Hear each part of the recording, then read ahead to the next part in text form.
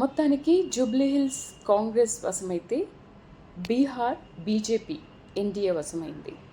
అయితే తేజస్వి యాదవ్ చాలా ధీమా వ్యక్తం చేశారు.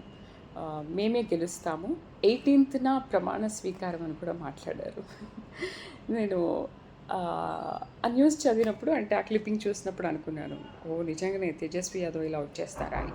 బట్ 2 సార్లు ఉప ముఖ్యమంత్రిగా పనిచేసినప్పటికీ కూడా ఎందుకు తేజస్వి యాదవ్ని ప్రజలు స్వీకరించలేదు, ఆర్ ఎందుకు యాక్సెప్ట్ చేయలేదు, ఎందుకు తిరస్కరించారు అనేది అర్థం కాలేదు.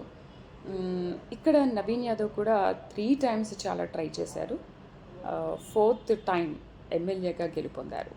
అయితే హైదరాబాద్లో కాంగ్రెస్కు చోటు లేదు అన్న బీఆర్ఎస్ విమర్శలకు జూబ్లీహిల్స్ తీర్పుతో ఒక చెంపపెట్టు లాంటి సమాధానం చెప్పింది కాంగ్రెస్ అనుకోవచ్చు.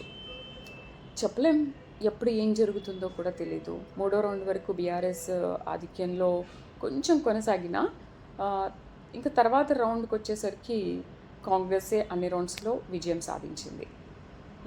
చెప్పలేం ఎప్పుడు ఏం జరుగుతుంది అనేది. సో జూబ్లీహిల్స్, బీహార్ ఎవరు గెలిచారు, ఎవరు ఓడారు అనేది తేలిపోయింది.